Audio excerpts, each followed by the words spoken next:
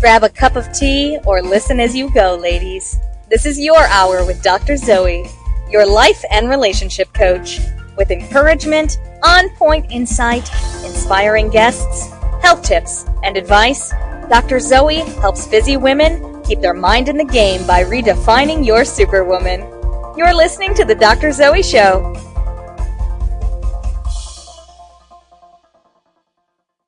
Thank you for tuning in. I'm Dr. Zoe, and you are a pretty amazing woman who is strong and capable and sometimes tired, which I think I've already established in past episodes that being tired is okay. There is strength for the journeys, ladies. And, I did a meme on my Instagram this week about women and strength and the difference between being strong and having strength. And part of having strength is knowing that there is strength for the journey. And along the journey is where you will develop it. So, this show is not for fabled beings with capes who have it all together. This show is for real women. Women who sometimes struggle in the superwoman game. We all struggle sometimes. And so what that means is that this show is for all women. If you're tuning in for the first time, welcome. You can check out some of my past episodes on iTunes and also, I think, Libsyn, Stitcher, Google, YouTube. But you can check out some of my past episodes there. We talk here about things that matter to busy women all over the world. Every woman has a superpower, and my goal, what I feel my life purpose really is as your super life coach, is to help you find it, embrace it, and share it with the world.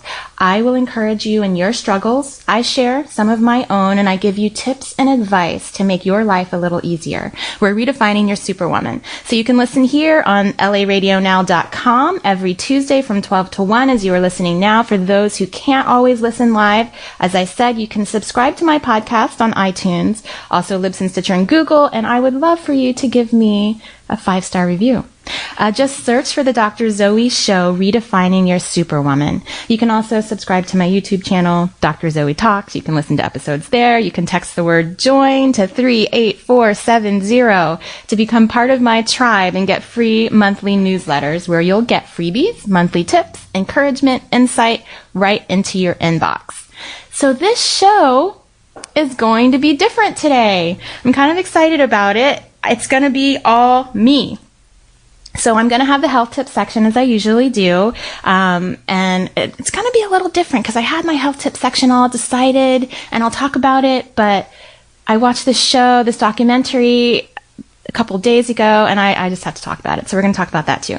And then we're going to follow up with some real talk. So usually real talk is at the end of my show. Today, our whole show is going to be real talk. So today, I'm going to be answering questions from my viewers, and I've got a number of them. They're going to be really interesting, from parenting to developing racial identity in your kids, whether we should or how, or that's going to be an interesting talk, and relationship issues, dating, just some really good stuff today.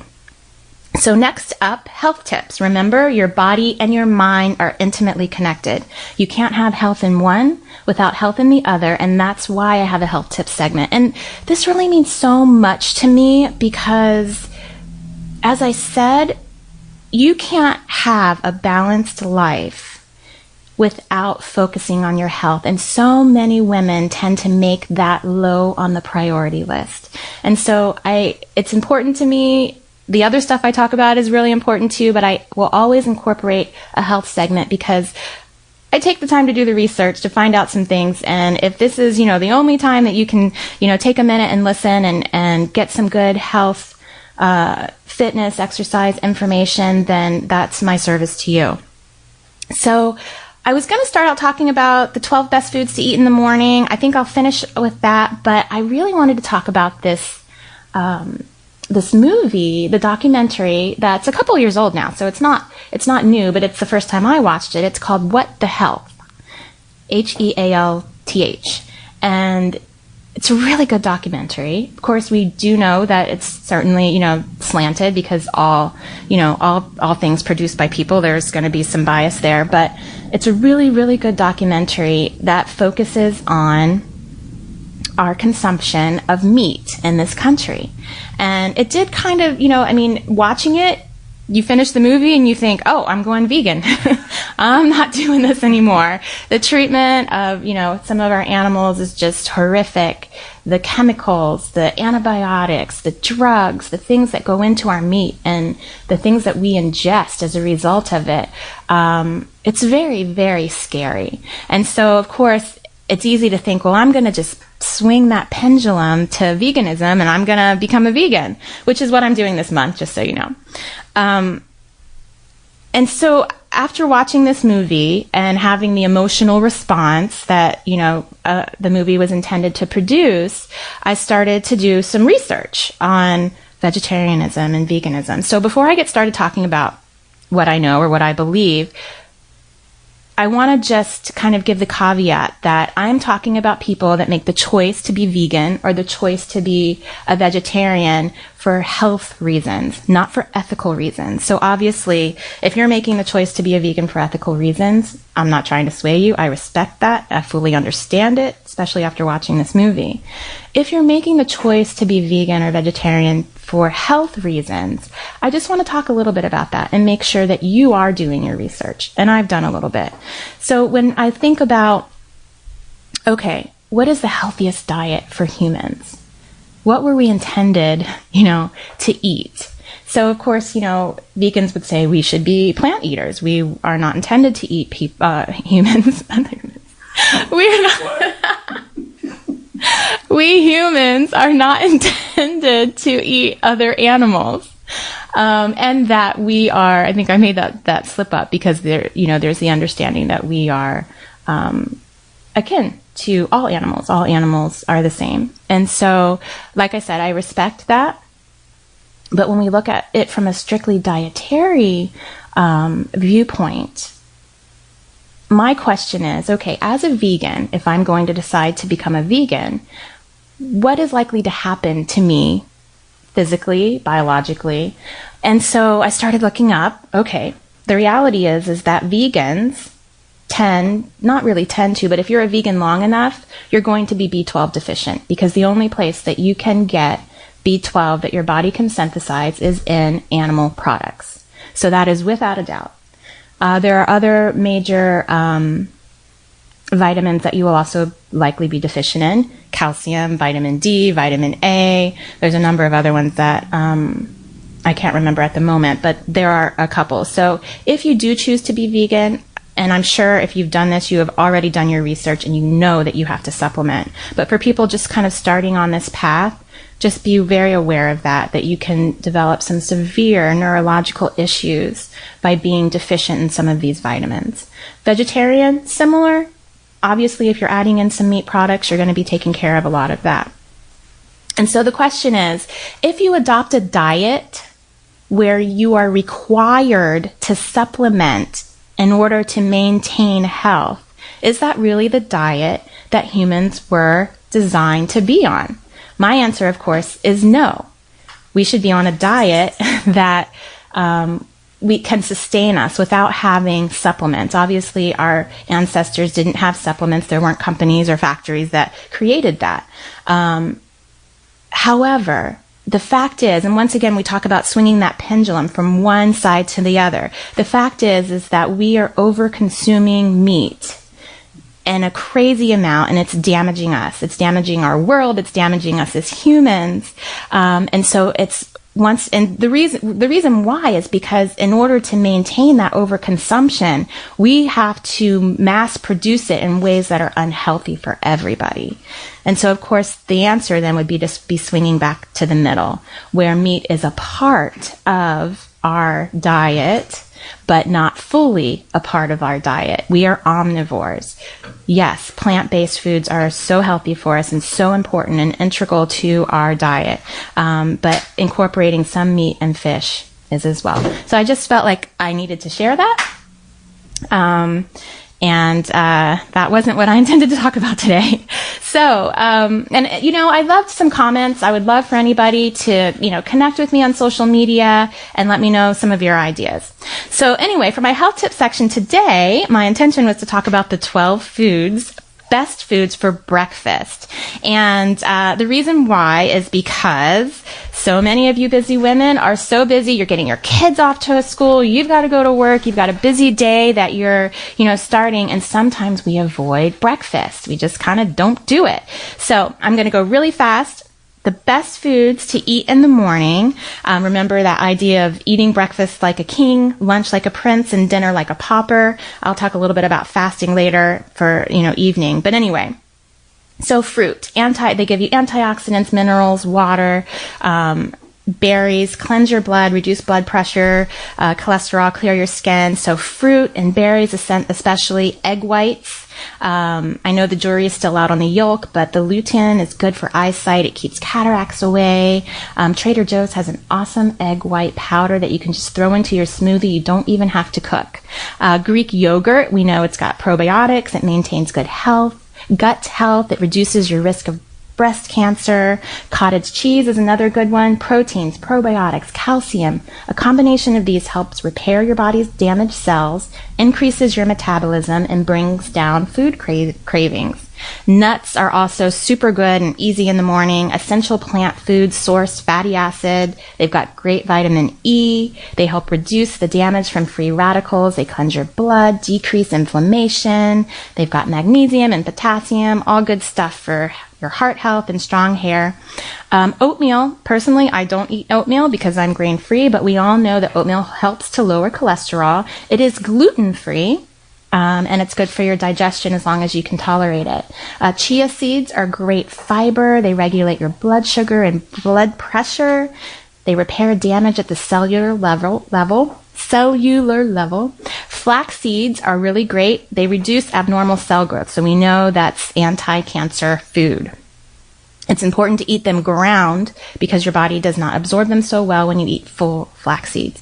Green tea. Yay! Everybody knows how much I love green tea. It's said to be one of the healthiest drinks. It cleanses your organs. It fights bad bacteria. It improves concentration, and you can even use it to control mood swings. It fights diabetes, and that hormone EGCG protects your nervous system and heart. It's considered the youth and glowing secret for 90-year-olds in Japan.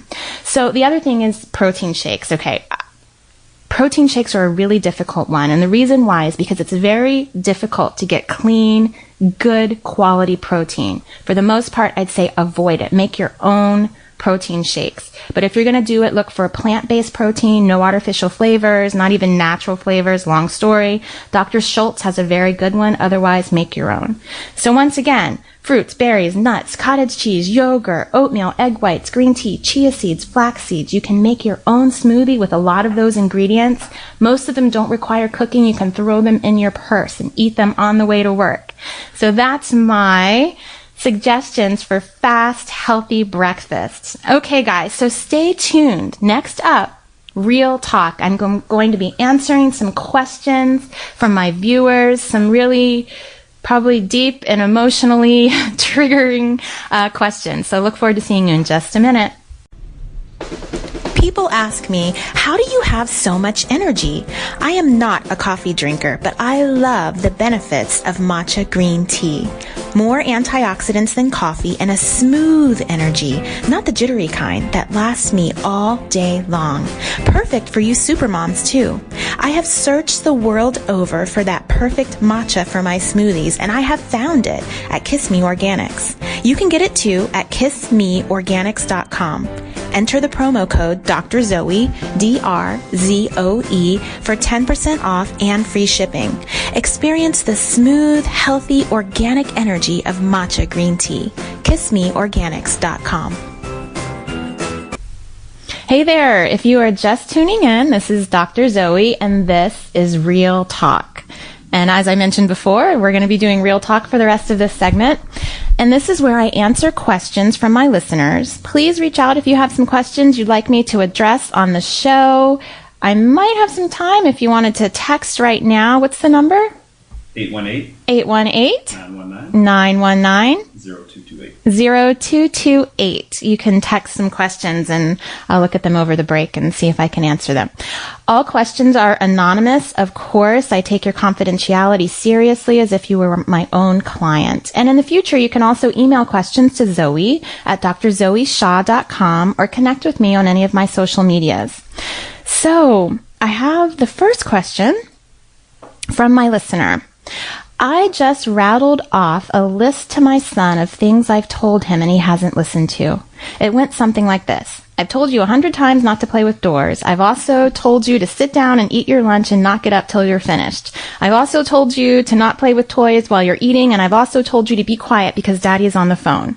His response to me was, and you've also told me that you don't love me anymore. So I felt like crap, and I'm thinking these are the words that are coming out of my mouth, but all he hears is Mama doesn't love me. I wasn't screaming or yelling, which I have been known to do, but I was talking sternly. So what do I do? This is a hard mama question. So first of all, it's really good that he was able to articulate that that's how it made him feel. So you definitely want to applaud that. You want to encourage that and reinforce to him that it's good, that he can tell you how he feels about things and he can have a conversation with you about it. You need to let him know that you heard him and that you understand that it doesn't make him feel good for you to get after him and to tell him all those things. And then you want to, apologize that maybe you told him too many at one time, that maybe your tone wasn't the nicest, and that you're sorry that you hurt him in that way. You also need to let him know that he's a growing boy and that he needs you to help him learn and do the right things, and that when you speak, you'll try not to be angry, but you are always going to be reminding him. And he also needs to know that it hurts you as well when he doesn't listen. So remember, kids don't see us as humans. They just don't, and that's okay. That's not their place. They will eventually, maybe not till they're in their 20s, but they don't really see you as a fully dimensional person. And so it's okay to remind him that you have feelings too, and that you also have a response and an internal reaction when he doesn't listen to you. And that when he doesn't do that, and when he ignores you, that sometimes it can make you feel like he doesn't care. But you can also let him know that you do know that he really does care, and that both of you can be angry at each other sometimes and still love and care for each other. So you can remind him, think about when you were angry at Mama. Did you still love me?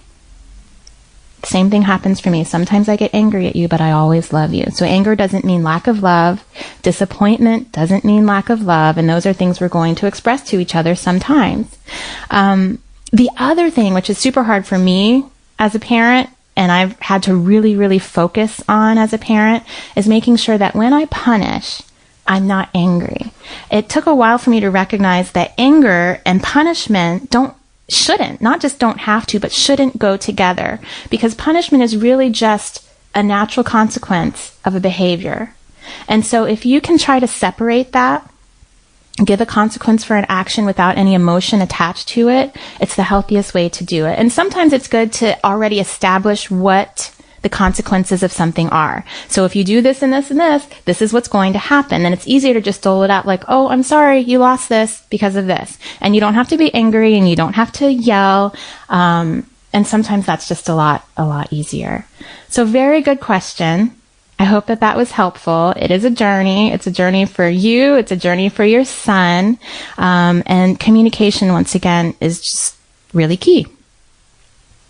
So the next one. This one was a difficult one that I really thought a lot about. And of course, part of the reason I'm sure the question is being brought up is because of our racial tensions and the current racial temperature in our country and our world. And so I did think about this, and I recognize that some of what I say might not be agreed with, and that's okay. I'm just going to explain myself and why I feel this way. So the question is, how do you instill in your kids a positive racial identity, especially if you don't have one yourself? Is this important? So my answer is, well, the question is, do you not have a positive racial identity, or do you not have a positive self-identity? So I think that's really important to think about when you're saying that you don't feel like you have a positive racial identity. So my answer is that first, and foremost, you're human.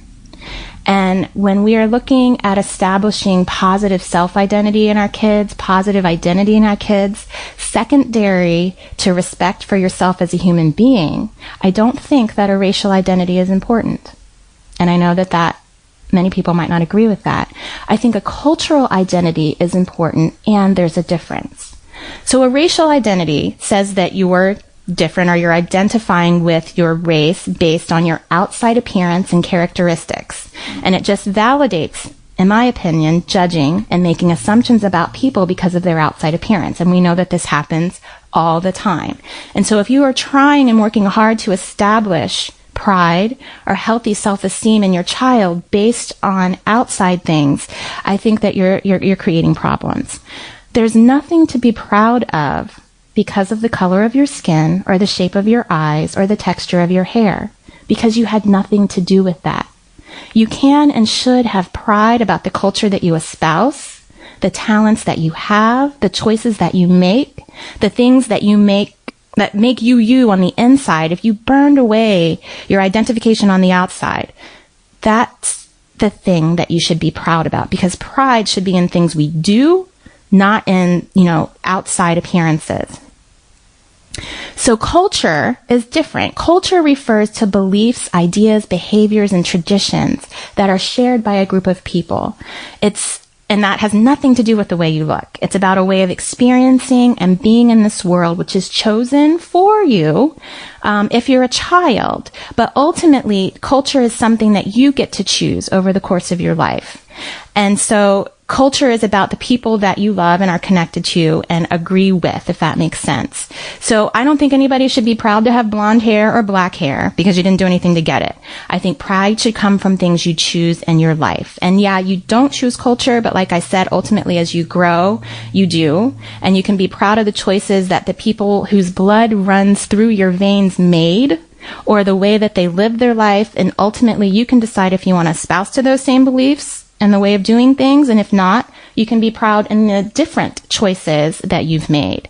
So when I look at my life and when I look at cultural versus racial pride, I think of my great-grandmother, and I have a lot of pride in who she was as a woman. She was an African-American. You guys listening may or may not know, I am African-American.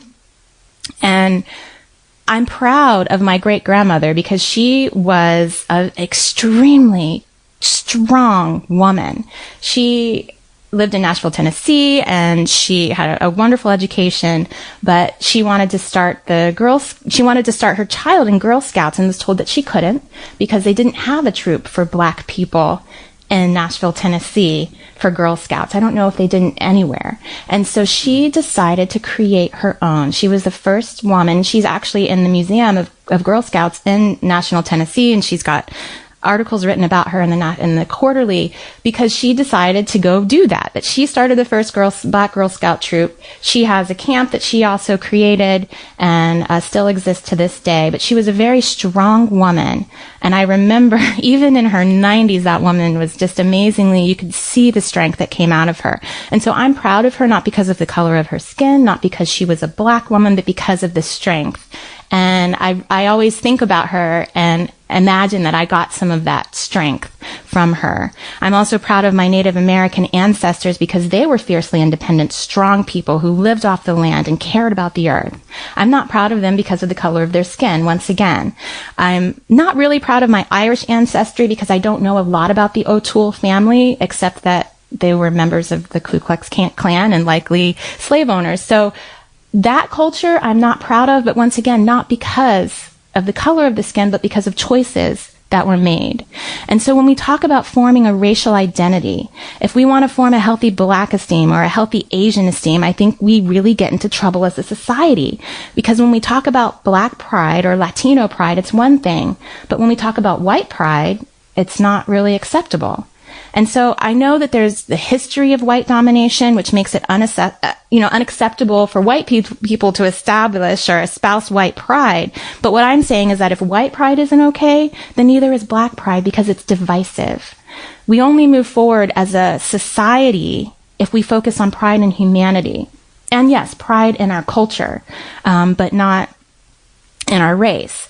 And so once again, as a psychotherapist, I want everybody to understand that I've studied racial identity. I did a dissertation about racial identity, and I understand the backlash in our Black community and the origin of, why Black pride exists. And, it exists because as a race, we've been demeaned and oppressed. But often, and just like I talked about with the veganism and the vegetarianism, often what happens is we swing the pendulum from the left to the right or from the right to the left, and we're not in a healthy place in either place. The health, again, is in the middle, which I believe is acceptance of self separate from our physical characteristics. And really, this is what Dr. King espoused, if you think about it.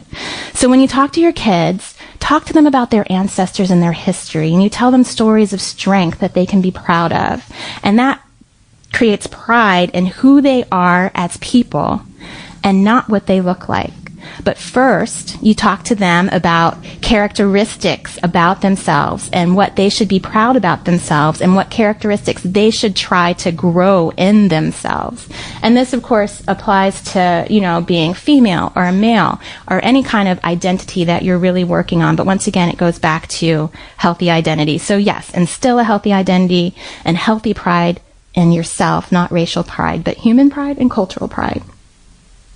So coming back, I have another question. This is my last question about race. And the question is, how and when, meaning at what age, do you talk to kids about race and racial tensions? And I think this goes really well with the other question. So I will follow up with that in just a minute. People ask me, how do you have so much energy? I am not a coffee drinker, but I love the benefits of matcha green tea. More antioxidants than coffee and a smooth energy, not the jittery kind that lasts me all day long. Perfect for you supermoms too. I have searched the world over for that perfect matcha for my smoothies, and I have found it at Kiss Me Organics. You can get it too at kissmeorganics.com. Enter the promo code Dr.Zoe, D-R-Z-O-E, for 10% off and free shipping. Experience the smooth, healthy, organic energy of matcha green tea. kissmeorganics.com. Hi guys, I'm back. So we are doing real talk all day today. So my next question is, and I forgot the name of the camp that my great-grandmother created is Camp Holloway, which is the last name, my grandmother's last name, Josephine Holloway. And that camp is still in Nashville, Tennessee, which is pretty cool. It's a Girl Scout camp. So anyway, the next question is, how and when, meaning at what age, do you talk to kids about race and racial tensions? And I think that that's an excellent question.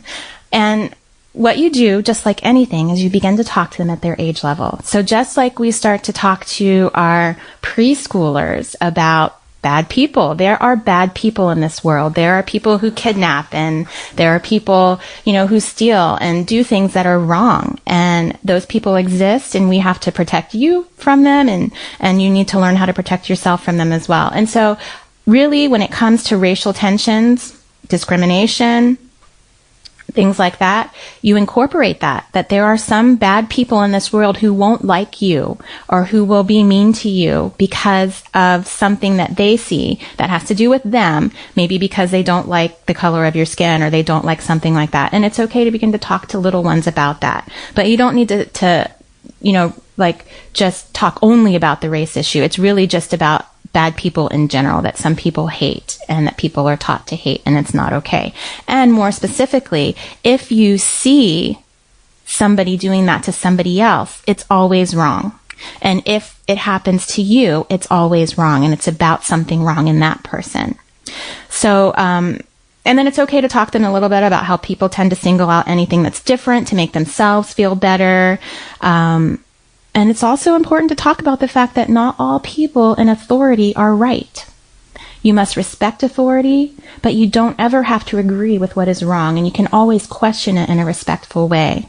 And so if your child is a minority, especially as they get older and they're out in the world without you, it is crucial. And I think that this is where that whole kind of thing intersects with, we want our children to develop a self-identity, a healthy identity that has nothing to do with their race. But we also live in a world where there is prejudice and there is discrimination. And so it's important for your children to know that that exists, just like I said, any other type of bad person. And so it's crucial that they know that they may be judged differently, and to let them know how to prevent it and protect themselves. That some people will make assumptions about you because of the color of your skin, and you need to know that, and you need to be a little more careful and carry yourself differently to protect yourself. Unfortunately, it is a reality in this world. Just like we tell our women and our girls things that we don't necessarily tell boys, because it is a reality in our world. And so I have 2 teenage boys, and once again, if you're just listening, I'm Black, and so my kids are as well. And you know, this didn't really come into my radar until my oldest son, Kai, became a teenager and started to look different. He wasn't just a little boy anymore. And I remember it really hit me when I went to a party at a friend of mine, close friend, actually, best friends, and our kid, I'm godparent to her kids. Our kids literally knew each other when they were in the womb. They were born days apart. They're like brother and sister. And we were at this party, and this woman came up to my friend and she said, "You need to watch out for that guy with Sasha," which is my goddaughter. And my friend said, "Who? What guy?" And they were talking about my son. And my son, tall for his age, he's a tall Black guy, and there was, just an assumption about the fact that he was hanging out with Sasha, and these people didn't know. And it just kind of hit me like, wow, he looks threatening to people. Some people. And a couple other instances, same thing, where when I'm not with my son or I see from afar, I've seen, whether we go into a store, we go into different situations where there are assumptions made. We homeschool. And we went into a homeschool, and the reality is most homeschoolers, at least in our area, are white. And so we went into a homeschool function, and my kids went in before me because I was in the car doing something. And once again, I've got these 2 teenage sons, and this woman came up, she's like, "Why are you here? This is only for homeschoolers." And she was like all alarmed because my kids walked in. And another woman said, "Oh, that's Zoe's, those are Zoe's kids. She's a doctor. She's a psychologist. I know her." And then it was like, oh, okay. And so just those little subtle things I started to notice only when my boys got older. They weren't, threatening as a child. So these are things that I have had to talk to my kids about. And they didn't notice any of those, by the way. And I didn't point them out to them, which I think is important. There was no reason for me to do that. But what I do let them know when they go out without me is that they have to be aware that because of the color of their skin, they may be perceived differently. And if they're out and they're with some other kids and, something happens, they need to know that they may be treated differently. And so all of that is important to let them know so that they can carry themselves appropriately, so that they aren't surprised when things happen. They can expect it and they know how to respond. And they also know how important it is to respond to authority. So I hope that kind of answers your question about how, so you start talking very early, generally, and then get more specific as they get older. So my next question is, this is another hot one. What should you do when you have differing political views from your spouse? That's an interesting one. And, I, in my practice, have never, and I've been practicing for, I think, 16 years now, this last political race has caused so much division in marriages. I literally had couples coming in to see me because one was on one side, one was on the other, and they didn't think they were going to be able to get through this. And so this, it's just a reality, and our political climate is very hot right now. And so what do you do? What do you do when your spouse doesn't feel the same way politically as you do? Number one is you have to understand that your spouse is not, I'm just going to say, Donald Trump. He is not, whatever the other side is. Although he may agree with some political things that the other party agrees with, that does not mean he espouses to all of those beliefs. And sometimes we kind of get polarized in that idea. So if we know that our spouse voted for somebody, or we know that our spouse agrees with a political party, and then something happens, we make an assumption that they stand for all of it and we get hurt. And the reality is, no, they don't. They are a different person. They are not that politician. And it's important to recognize that. Another thing that's important is sometimes you need to separate yourself from your spouse on social media. This is a big one because social media is a hotbed for everybody ranting about their political beliefs, and people get angry and people get hurt once again. And so if your spouse tends to be one of those or tends to have a lot of friends who are one of those, you know what? Just separate yourself, block them, and let them know, I'm blocking you from my social media because I love you and I want to maintain our relationship. And this, the politics stuff is really hurting me. Another thing is that you really need to create a no talk zone. So you're not going to convince him. He's not going to convince you, and that's okay. You can have separate beliefs, and there are some things that you probably don't need to talk about. If you notice that it always creates tension and anger and pain, then don't ask. Don't ask him who he voted for. Don't ask him what he thinks about this, because you're likely to not agree. And focus on the things that you do agree about. So you came together for a reason because you did have similarities. You do have things that you both find are very important and hold and believe in. And so what you need to do is focus on those things because they are there and they've always been there. Okay, so next question. Should you be friends with your kids? I say yes and no. So your kids don't need a friend. They don't need a best friend because they likely already have that.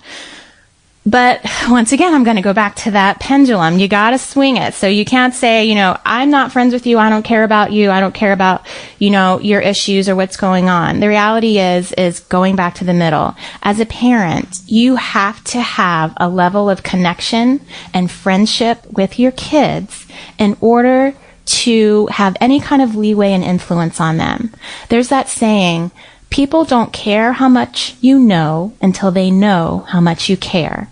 And so if your kids don't have that sense that you care about their life, that you care about what's going on, that you guys have things in connection that you enjoy, then they're not going to want to share all of those things with you, and you're not going to have the influence that you want to have as a parent. So do you need to be able to hold that level of authority? Absolutely, without a doubt. Do some parents have a problem doing that? Absolutely, without a doubt. What you don't want to do is focus on pleasing your child. And that's hard because as parents, it's in our heart to please our kids. It just is. But also it should be in your heart and your mind to recognize that you ultimately have the responsibility to create this child who is a productive citizen of our world. And so you really have to work on having that balance of authority and friendship. And so you need to find out how your kid's day is. You need to be interested in the things that your children are interested in. You need to pay attention to what they like and what they don't like. And when they feel that sense of care, which you may call friendship, then they will also be able to have those relationships that you want to have with your kids. And then, of course, you need to be firm on your boundaries. So you need to have rules and you need to have consequences. And you need to put those in place regardless of what your kids feel about them and think about them. I think it's great as a family to be able to vote on things, but ultimately parents make the decisions and kids need to know that. So the answer is yes and no. And we will be back in just a minute. People ask me, how do you have so much energy? I am not a coffee drinker, but I love the benefits of matcha green tea. More antioxidants than coffee and a smooth energy, not the jittery kind that lasts me all day long. Perfect for you supermoms too. I have searched the world over for that perfect matcha for my smoothies, and I have found it at Kiss Me Organics. You can get it too at kissmeorganics.com. Enter the promo code Dr.Zoe, DRZOE, for 10% off and free shipping. Experience the smooth, healthy, organic energy of matcha green tea. kissmeorganics.com. Hi guys, this is the Dr.Zoe show. So today has been all about real talk, and I've enjoyed answering questions from my listeners. Thank you so much for asking questions, and I'm not going to get to all of them. I'm realizing this hour has gone by so quickly.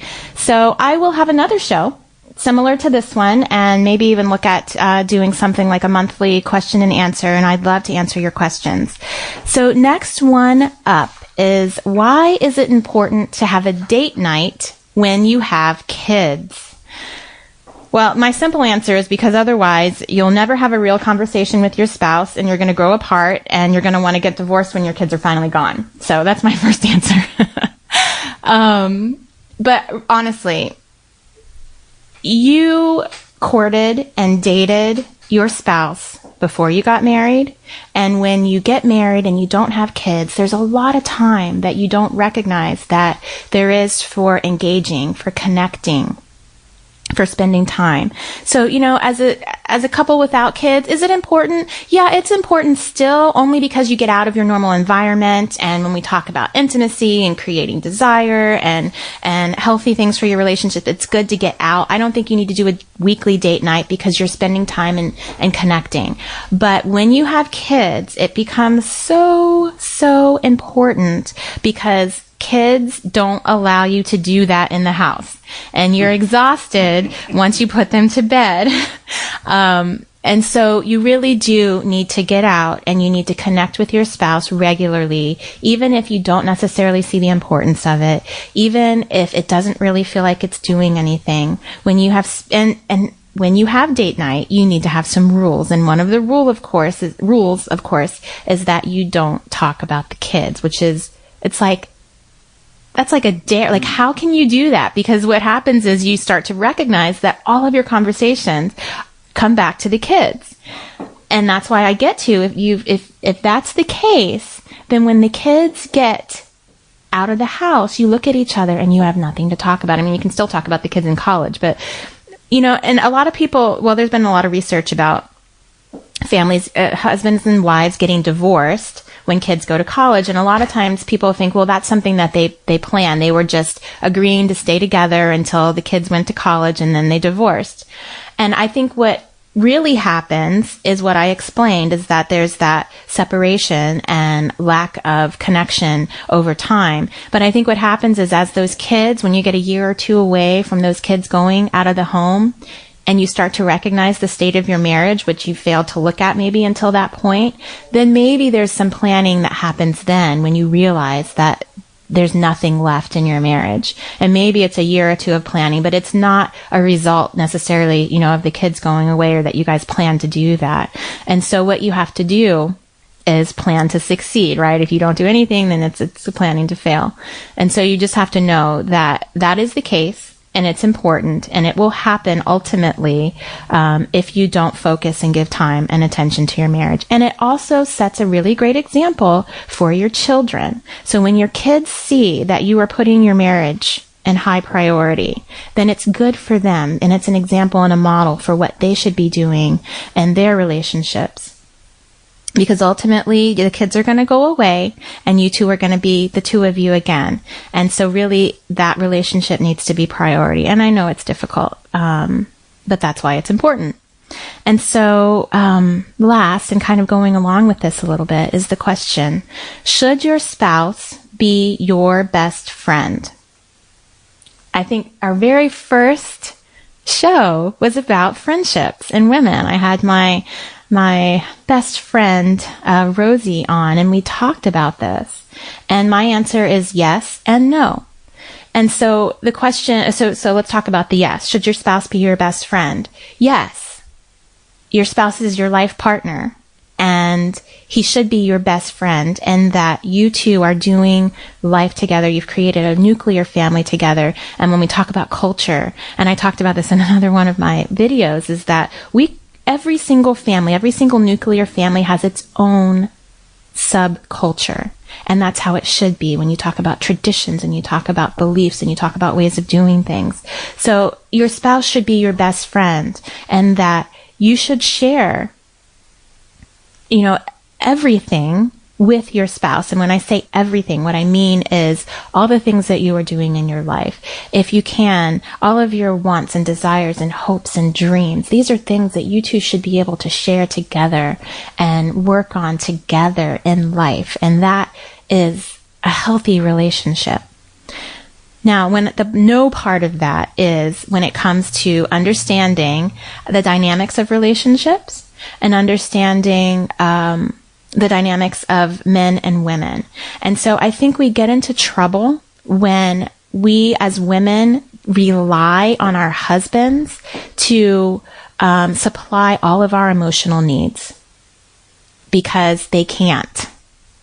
And so should he be your best friend? Yes. Should he be your only friend? Absolutely not. Should you have a best friend if you can? That's a woman? Absolutely. Because when we get to a place where we are relying really on anybody, but when we are relying on our husband to meet all of those emotional needs under the guise of he should be my best friend, you are having expectations of the relationship that can't be fulfilled. And then you are disappointed and you become hurt. And the reality is that, you know, I mean, we all know that men and women have different levels in terms of numbers of words that we even need to or want to be able to speak every day. Men tend to be fixers, and that's a beautiful quality that they have, but we women don't always want that when we are relating to people. We need sometimes that other part that's a listener, an encourager, and nurturer, and not all men have that aspect as developed as we women sometimes need. And so it's important to have a friend or friends that you can share some of those bouncing things off with. But ultimately, your husband should be somebody that you share the same things with, but not with that need that he's going to fulfill that emotional need, if that makes sense. So you need to have healthy expectations of what your relationship can be in a marriage. So yes, he should be your best friend, and no, he shouldn't be your best friend. I hope that makes sense. I had a number of really good ones, but I am running out of time. Okay, maybe I have time for one more. Okay, how do I deal with a crazy mother-in-law? You know what? That's a really good one, but I think I want to answer the next one. I'm sorry. I'm going to answer that one. It's like a cliffhanger. I'm going to answer that one, but I'm going to answer it on another day. So how do I make my husband not feel emasculated when I'm the breadwinner or make more money than he does? Okay. This is a, it's a hard one. And this is one that I feel is more and more prevalent. And so I've seen, stay-at-home dads, and it's becoming so much more the norm. And so I think that this is a good one. I want to talk about it. So, of course, we always want to have open communication. You need to be talking about it with your husband. And sometimes when there are things that are awkward and difficult, we choose to not talk about it at all. And then it's the big elephant in the room, and we sweep it under and we talk around it because we both feel difficult, and we grow that uncomfortableness. We grow that resentment. So you need to continually talk about it. The other thing is you need to make financial choices together. So you really want to make an effort to emphasize that your earnings are joint. Just like if you were a stay-at-home mom, you guys as a family unit both have different roles in maintaining this family, none of which are greater or more important than the other. And so it's important to really emphasize that your earnings are joint. And part of doing that is having a joint bank account, is by making financial choices together. It shouldn't be I earn the money, so I make the choices. And it's important to recognize and pay attention to signs of resentment. So little statements, passive-aggressive behavior that might happen, and address them, bring them up. You need to have agreements about the division of household chores, especially if he's a stay-at-home dad. So just because he's a stay-at-home dad doesn't mean you're off the hook in terms of household things, just like you wouldn't expect him to be off the hook if he was the main breadwinner. So you guys need to have talks about that, and you need to have agreement about the division of it so that you both feel that it is, quote, equal in terms of what you guys are bringing to the table.